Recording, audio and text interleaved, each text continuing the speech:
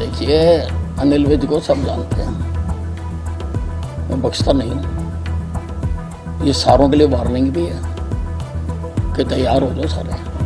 और अगर एक एमपी और एमएलए या मंत्री का फोन तुम नहीं सुनते हो तो आम आदमी का कैसे सुनोगे तुम? ये मैं किसी भी हालत में इसको बर्दाश्त नहीं कर सकता और मैंने इसीलिए कार्रवाई की है। हमारे पास पर्याप्त बिजली है और हम आने वाली गर्मियों की बाकायदा तैयारी कर रहे हैं। उसके लिए हमने सारे जो ट्रांसफार्मर्स हैं हमारे वो भी ऑगमेंट करवाए हैं कि अगर कहीं पर लोड ज़्यादा है और कम पावर का ट्रांसफार्मर लगा हुआ है तो वो मैंने सारे बदलने के लिए कहा।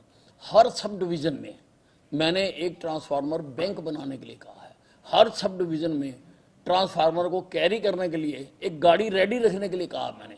सरकारी नहीं है चाहे हायर कर लो, लेकिन गाड़ी होनी चाहिए कि अगर कहीं पर कोई तकनीकी खराबी आ जाती है, जहाँ जल जाता है, ज़्यादा तो यही होता हमारा, जल जाता है तो वो इमीडिएटली रिप्लेस हो जाए।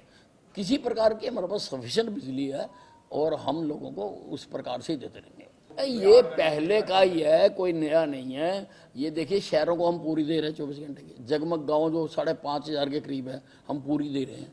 ये जो 1300 गांव है जहां वो अभी जगमग नहीं हुआ है, वहां पर पहले भी 8 घंटे दे रहे हैं हम। कोई नया नहीं है, ये उनके लिए ही है, बाकी किसी के लिए नहीं है।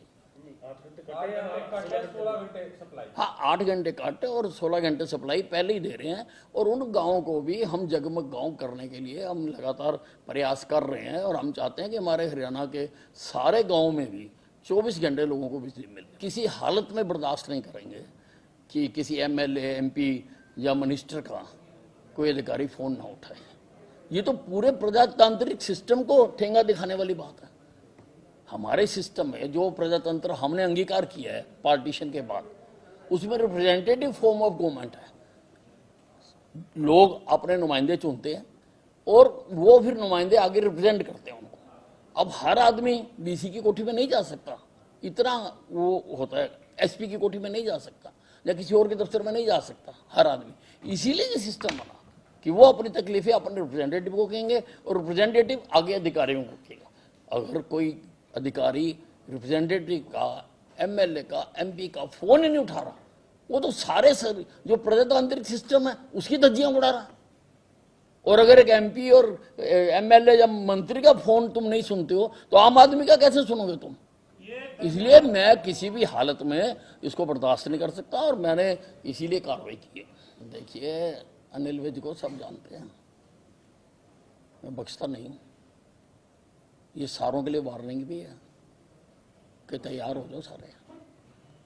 ये हम बर्दाश्त नहीं करेंगे। जैसे कंप्लेंट्स के लिए, उसके लिए हम कॉल सेंटर चलाते हैं।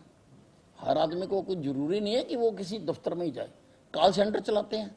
और कॉल सेंटर वाले कब कंप्लेंट दर्ज हुई, कब वो सोल्व हुई, उसका फिर उसको बताते हैं। मैंने खुद एक कॉल सेंटर पे जाके रेड की थी और मैंने सारा वहाँ से देखा, रजिस्टर देखा भी कब कंप्लेंट आई थी, कब सोल्व हुई। और वहाँ बैठ के ही मैंने जिनकी कंप्लेंट थी, जो कंज्यूमर हैं, उनके साथ मैंने खुद बात की कि भी इनका डाटा करेक्ट है या नहीं है।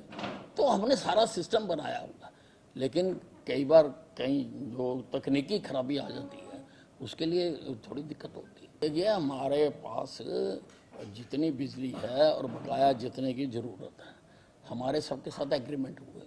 हमारे पास बिजली की कोई कमी नहीं है और हम अपनी जो क्षमता है उसको और बढ़ाने के लिए भी लगातार प्रयास कर रहे हैं।